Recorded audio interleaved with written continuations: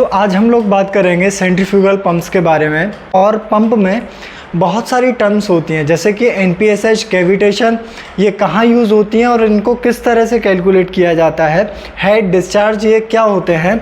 इन सारे टर्म्स पे हम डिटेल में डिस्कस करने वाले हैं। अब देखिए, कोई भी सॉलिड ऑब्जेक्ट है, अगर उसे मुझे मूव कराना है from one place to another place, तो मुझे या तो उसमें फोर्स एक्सर्ट करना पड़ेगा या फिर टॉर्क लगाना पड़ेगा। जैसे कि आपकी बाइक या फिर कार है, उस कार को मूव करने के लिए आपका जो इंजन है वो टायर पे टॉर्क लगाता है और वो मूव करना स्टार्ट हो जाती है। यानी कि सॉलिड्स को मूव करने के लिए हमें फोर्स या फिर टॉर्क लगाने की ज़रूरत पड़ती है। अब वैसे ही लिक्विड को मूव कराने के आपके पास दो तरीके होते हैं। पहला, आप डायरेक्टली लिक्विड को फोर्स लगा के मूव करा सकते हैं। कैसे? जैसे कि आपकी जो होली पे आप पिचकारी यूज़ करते हैं, उसमें आप क्या करते हैं, उसमें एक पिस्टन होता है, उस पिस्टन से आप डायरेक्टली फोर्स अप्लाई करते हैं लिक्विड पे, जिससे कि फ्लूइड मूव करता है। तो ये एक तरीका हो गया। और दूसरा तरीका कौन सा होता है कि प्रेशर डिफरेंस क्रिएट करके, यानी कि लिक्विड एक प्लेस से दूसरी प्लेस या फिर किसी भी ट्यूब में तभी मूव करता है जब उन दो पॉइंट के बीच में कोई ना कोई प्रेशर डिफरेंस हो। यानी कि अगर मेरे पास एक ट्यूब है, एक पॉइंट पे मेरा प्रेशर ज़्यादा है और दूसरे पॉइंट पे प्रेशर कम है, तो लिक्विड हाई प्रेशर से लोअर प्रेशर की ओर मूव करना स्टार्ट हो जाएगा। बट ऐसा केस सॉलिड्स में नहीं देखा जाता है। अब यहाँ पे एक छोटे से एक्सपेरिमेंट से समझते हैं कि वाटर कैसे प्रेशर डिफरेंस के कारण मूव करता है। अब अगर इस कैंडल को मैं अगर प्लास्टिक की बोतल से कवर करूँ, तो आप थोड़ी देर बाद देखेंगे कि ये जो वाटर है वो ऊपर की ओर लिफ्ट होना स्टार्ट हो जाएगा। ये देखिए, ये जो ब्लू कलर में आपको वाटर दिख रहा है, ये ऊपर की ओर लिफ्ट होना स्टार्ट हो गया है। अब ये ऐसा क्यों हुआ, इसके पीछे का कारण समझते हैं हम। इस बॉटल के अंदर जो एयर थी उसमें ऑक्सीजन थी, और इस कैंडल की फ्लेम ने उस एयर के ऑक्सीजन मॉलिक्यूल्स को पूरा कंज्यूम कर लिया और इसके अंदर एक वैक्यूम क्रिएट हो गया, और उसी वैक्यूम ने इस वाटर को ऊपर की ओर लिफ्ट किया है। अब यहाँ पे अगर देखें हम, तो ये जो बॉटल के बाहर का जो वाटर है, ये जो वाटर दिख रहा है, यहाँ पे एटमॉस्फेरिक प्रेशर लग रहा है, और इस बॉटल के अंदर जो प्रेशर है वो एटमॉस्फेरिक प्रेशर से कम है। अब जैसे ही यहाँ पे प्रेशर डिफरेंस क्रिएट होता है, तो वाटर हायर प्रेशर से लोअर प्रेशर की ओर लिफ्ट हो जाता है। यानी कि बॉटल के अंदर जो प्रेशर है वो कम है, और बॉटल के बाहर जो प्रेशर लग रहा है इस वाटर सरफेस पे वो ज़्यादा लग रहा है, इसलिए वाटर ऊपर की ओर लिफ्ट हो जाता है। पंप के केस में भी सेम फिनोमेना होता है। पंप के इम्पेलर पे या फिर पंप के इनलेट पे लोअर प्रेशर जोन क्रिएट होता है पंप के इम्पेलर के रोटेशन के कारण, और जो पंप का सक्शन पॉइंट लगा होता है, जहाँ पे भी डिलीवरी लगी होती है हमारे पंप की, वहाँ पे एटमॉस्फेरिक प्रेशर लग रहा होता है। तो जो पंप का इनलेट है वहाँ पे एटमॉस्फेरिक प्रेशर से कम प्रेशर क्रिएट होता है, जिससे कि वाटर हायर प्रेशर से लोअर प्रेशर की ओर मूव करता है या फिर लिफ्ट होता है।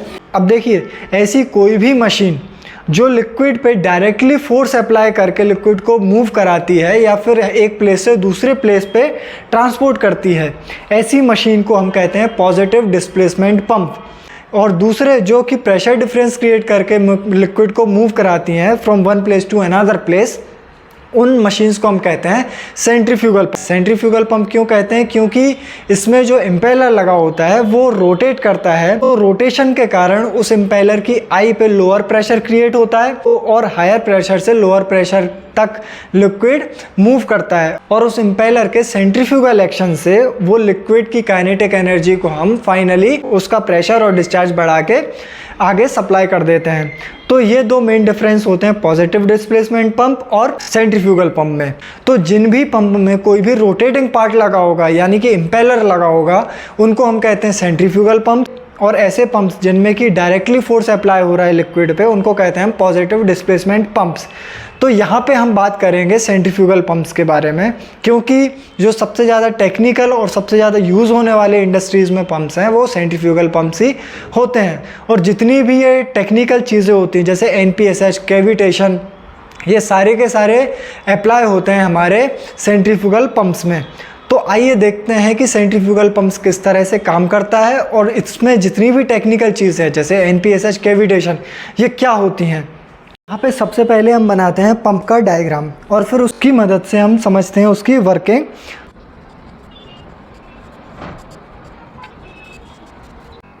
Motor, pump. ये है मेरा आउटलेट और ये है मेरा सक्शन पाइप।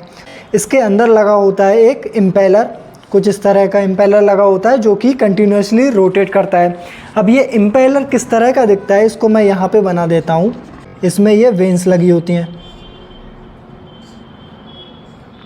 अब ये जो पॉइंट होता है, यहाँ पे ये सेंटर होता है, इसको बोलते हैं हम आई ऑफ द इम्पेलर, और ये होते हैं हमारे वेन्स।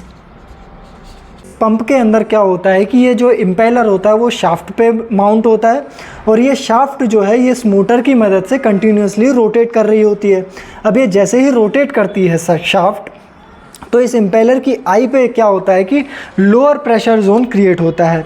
अब ये जैसे ही लोअर प्रेशर जोन क्रिएट होता है यहाँ पे, तो ये जो प्रेशर होता है यहाँ पे तो प्रेशर एटमॉस्फेरिक प्रेशर होता है इस पॉइंट पे।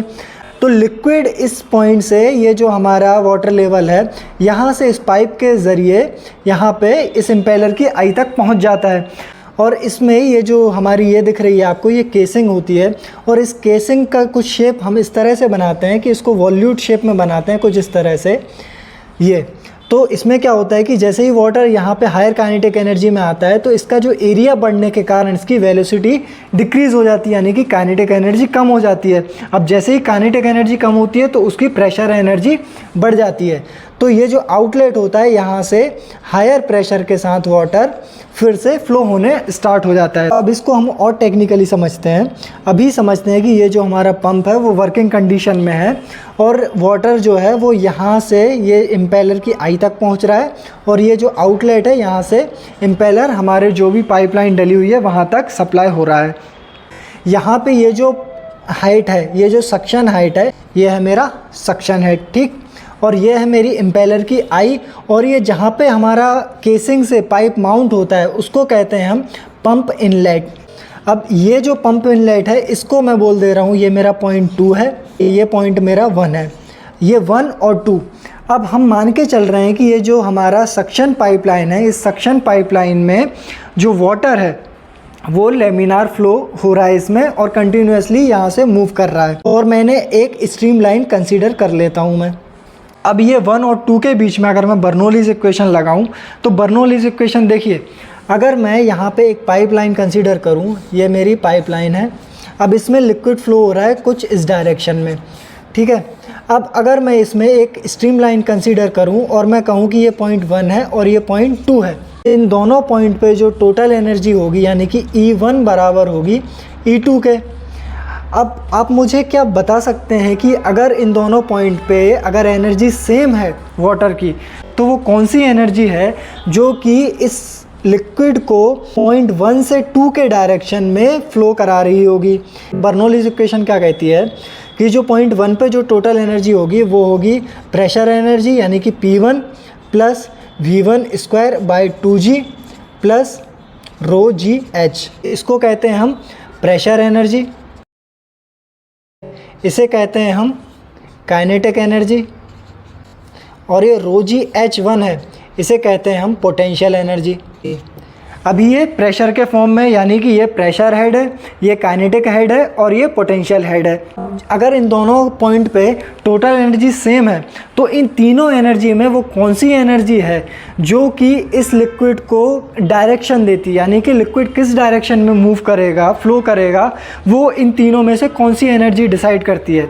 तो वो एनर्जी डिसाइड करती है प्रेशर एनर्जी, यानी कि जिस भी पॉइंट पे प्रेशर कम होगा उस पॉइंट से की तरफ फ्लूइड फ्लो करेगा। यानी कि अगर मैं कह रहा हूँ कि फ्लूइड जो है 1 से 2 की ओर मूव कर रहा है, तो इसका मतलब है कि प्रेशर एनर्जी 2 पे कम है और 1 पे ज़्यादा है।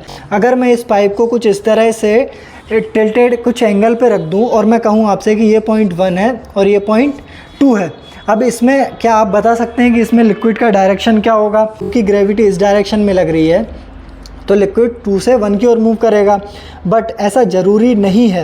लिक्विड मूव करेगा from higher pressure to lower pressure, यानी कि लिक्विड इस तरह से भी मूव कर सकता है। लिक्विड इस डायरेक्शन में मूव कर रहा है 1 से 2 में, तो इसका मतलब है कि जो P2 पे प्रेशर है वो कम है इन कंपैरिजन टू P1। अगर मैं वर्टिकल पाइपलाइन भी ले लूँ और इसको मैं पॉइंट 1 बोल दूँ और इसको 2 बोल दूँ, और लिक्विड इस डायरेक्शन में मूव कर रहा है अगेंस्ट ग्रेविटी, तो इसका मतलब है कि पॉइंट 2 पे जो प्रेशर है वो कम है और पॉइंट 1 पे प्रेशर ज़्यादा। तो लिक्विड को मूव कराने के लिए हमें सिर्फ एक चीज़ की ज़रूरत होती है, वो होती है कि एक पॉइंट पे लोअर प्रेशर क्रिएट करना। अब ये जो पंप का इम्पेलर है, इस इम्पेलर का काम होता है इस पॉइंट 2 पे इस एटमॉस्फेरिक प्रेशर से कम प्रेशर क्रिएट करना। अब देखिए ये जो पॉइंट 1 और 2 है, इन दोनों पे जो टोटल एनर्जी है वो सेम रहेगी। ये पॉइंट 1 और 2 पे अगर मैं बर्नौलीज़ इक्वेशन लगाऊं तो वो होगी मेरी पॉइंट 1 पे प्रेशर एनर्जी P1, या फिर प्रेशर हेड की बात करें हम तो P1 plus V1 square by 2G plus rho g H1, ये बराबर होगी पॉइंट 2 पे प्रेशर टोटल एनर्जी के जो होगी P2 plus rho g H2 plus V2 square by 2G। अब इसके आगे का पार्ट हम नेक्स्ट वीडियो में डिस्कस करेंगे। उसमें हम डिस्कस करेंगे कि NPSH अवेलेबल क्या होता है, NPSH रिक्वायर्ड क्या होता है और इनकी कैलकुलेशन किस तरह से की जाती है।